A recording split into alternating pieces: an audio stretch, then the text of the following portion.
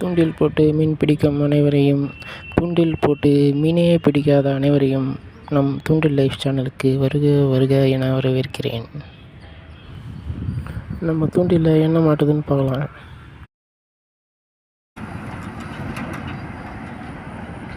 விரால் மாட்டும் போது காட்டுறாங்க உங்களுக்கு.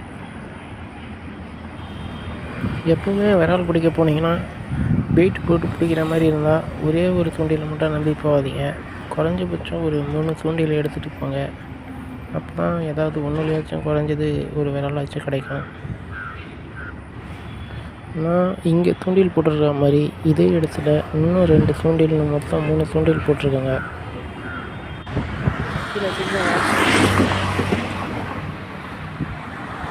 மீன் அடிதான்னு பார்க்கலாம்.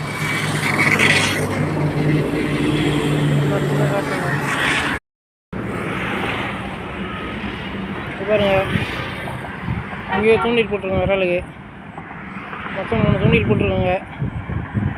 இன்றைக்கி என்ன மாட்டுதுன்னு பார்க்கலாம். இன்றைக்கி விரால் பிடிக்காத வீட்டுக்கு போகக்கூடாதுங்க. இந்த தூண்டில் விரால் மாட்டிடுச்சுங்க. அதை வீடியோ எடுக்கலான்னு போகும்போது தக்கையை தண்ணிக்குள்ளே ஊற்றிட்டு போயிடுச்சுங்க. அதனால தான் இந்த வீடியோவில் தெரில. தூண்டில் மாட்டிக்குது போயிடுச்சு. இல்லை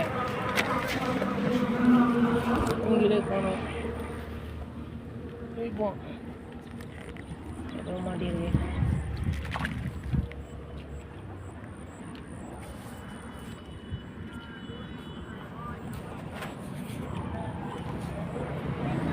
நிறைய தடவை மீன்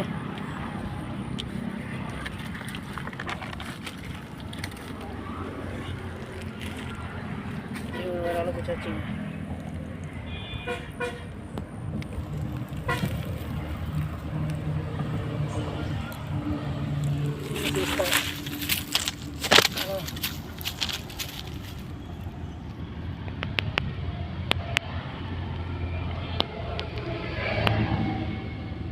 நிறைய தடவை நான் மீன் பிடிக்கும்போது வீடியோவே எடுக்க முடியல. நிறைய கஷ்டப்பட்டு எடுத்துட்டாங்க.